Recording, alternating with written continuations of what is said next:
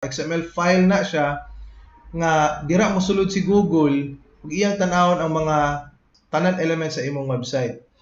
So mura ni siya og table of contents but for Google, dili for visitor consumption. So kaning klase nga page, this is for consumption by search engines, no? Including Google.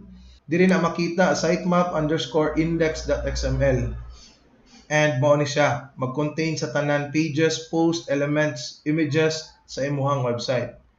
So ato dayon nang i-submit diri sa Google Search Central and specifically diri i-submit sitemaps. Diri nato ibutang sitemap_index.xml. So once ma-submit na nimo, magsige na dayon check si Google sa imuhang mga new pages. So kausa lang kamo submit ani and makabalo na din si Google sa tanan nimo pages.